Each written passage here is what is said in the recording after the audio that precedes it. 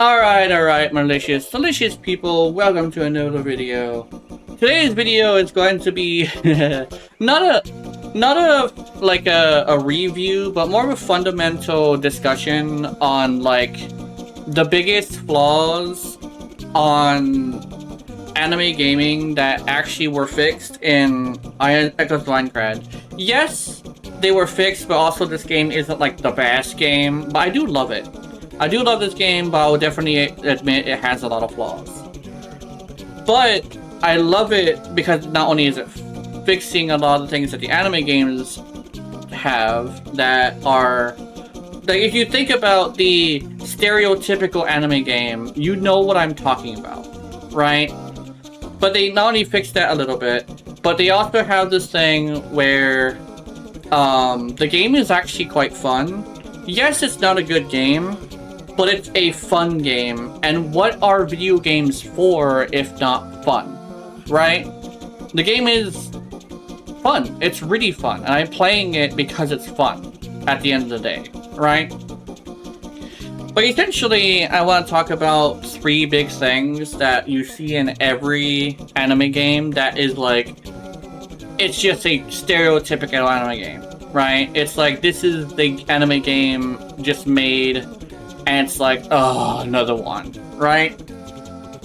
But essentially, I will talk about like the three things being style over substance, and the imbalance where, no, the style of the substance, which is like the imbalance and stuff, the whole floaty, janky feel, right? It's a floaty, almost flash game style feel, right? You don't feel like you're being made by somebody who is a big developer. It feels like somebody that's just a team of like essentially kids, right? And the third one is the biggest one. The fact that you're not telling your story, you're telling the same fucking story over and over again that is not like you. One of the biggest things that I always had in an anime game that I always wanted is to live in the anime's world. Let's start off with that one. I don't want to be fucking Kirito. I don't want to be part of Kirito's harem. I want to be in the same world, and I want to do my own thing, right? There's a couple anime games that kinda get it, right? Where it's like, you're essentially just part of the guy's harem, right? That's basically it.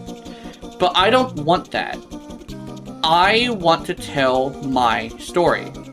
Kirito is not me, right? I don't want to be him. And the thing is, like, the best way to say it is this. I don't want to be the chosen one. I want to be the one who chooses. I don't care that I'm not the one who's gonna get the One Piece. I don't care that I'm not fucking Goku. I don't care that I'm not the greatest video game beta tester in the entire world.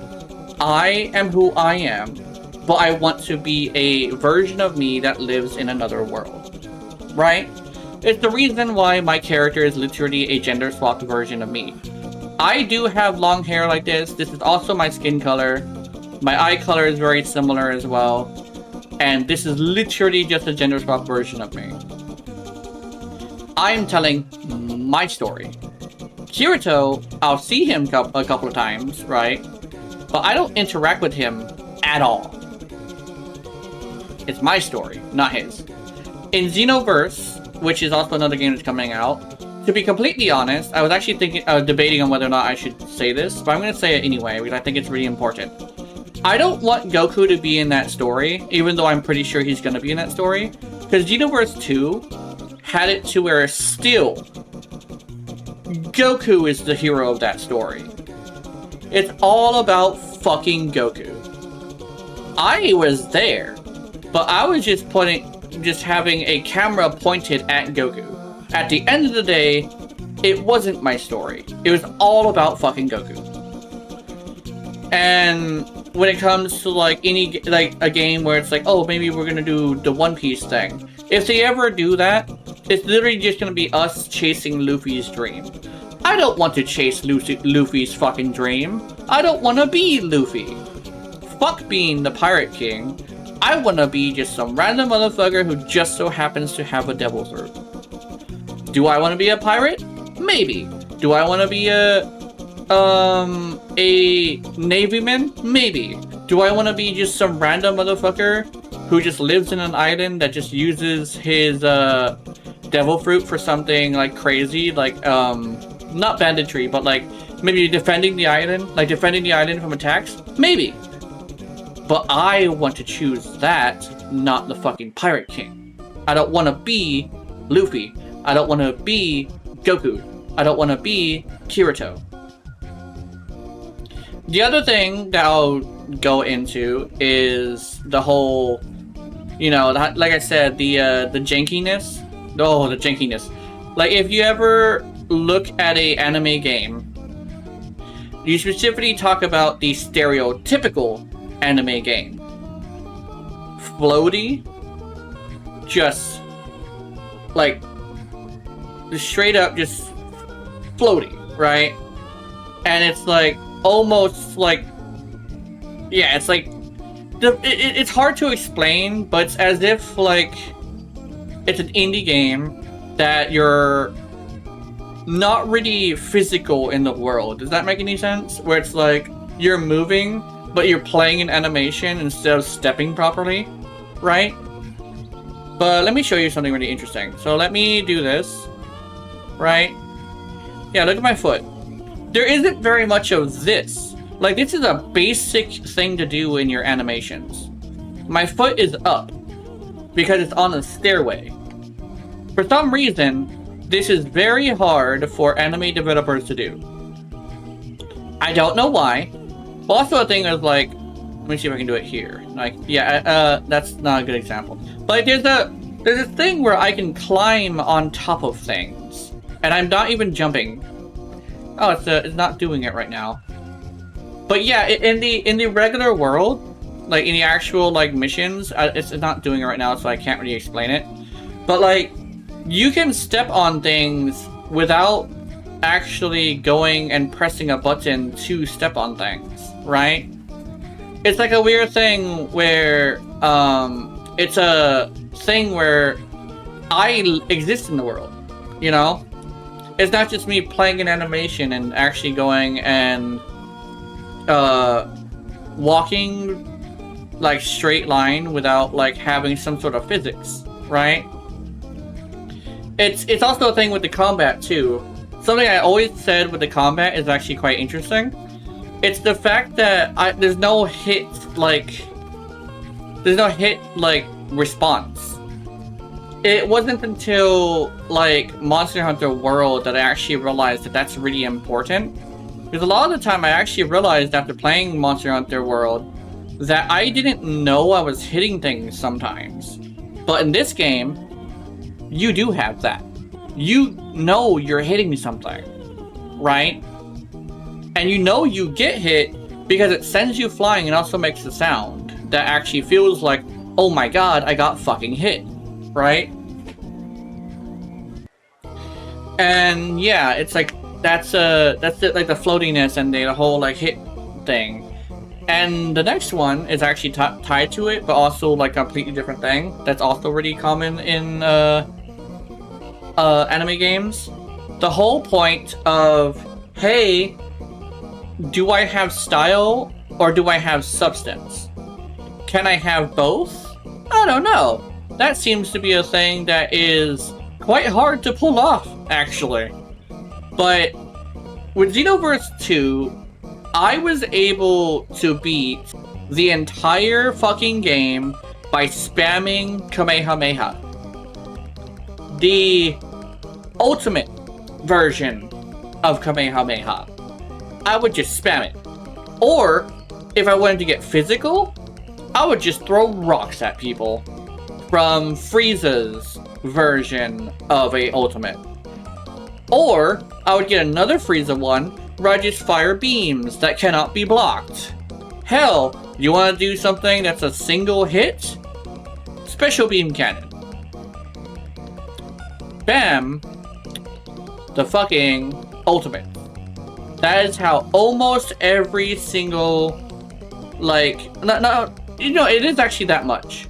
There's so many anime games that have no substance, they all have style. The balance is fucked, right? And it's like a thing where like, oh, what about Sparking Zero? It's like Sparking Zero is not a very good example. It's more like a thing of like the majority here. Keep in mind, I want to specifically explain. I'm talking about majority. I'm not talking about like all of them. Sparking Zero has balance, but it also has a bit of substance. It's about a bit of substance. But it's also, you know, it's still mostly style. It's just that it does actually have balance and substance, right? Most of the games don't. Also, the whole thing of that most of the games are floaty and don't have really good hit detection. And like the biggest flaw that I always see that I never ever see is, why do you want me to play as Kirito for the like 30th time? Why do you want me to play as Goku for the 30th time? Why do you want me to play as Luffy for the 30th time? I don't want to be them. I already said that, but still, it's very important because that's the main thing that started this video. Ironclad, Echoes of Ironclad, has a really interesting thing where, despite its flaws, not the best game in the world, right? Despite its shortcomings, right? It's a little bit like on the performance heavy side, right? Despite all that, it is a very good step in the right direction. So I am basically making this video to kind of sort of discuss the whole thing of, I want more of this. I want more Echoes of Ironclad. Because I am tired of telling the same story, having the same jank, and having the same lack of balance. I want to tell my story. I don't want to tell the story of Goku for the 30th fucking time. Give me my story. Let me be the one who chooses. Don't force me to be the chosen one. Anyway, that's about it. I've been rambling for a while, and it probably might have made a little bit of people angry. I don't know. But yeah, have wonderful, wonderful nightmares. I will see you in them. And remember, if you're watching my content, I know you're into it. Honey, honey. And be nice to, be nice in the comments if you ever do comment. I don't know. It is something I do want to, like, start as a conversation, but it's also like, I don't really have that many followers or regular viewers. But yeah, I'll see you later. Bye-bye!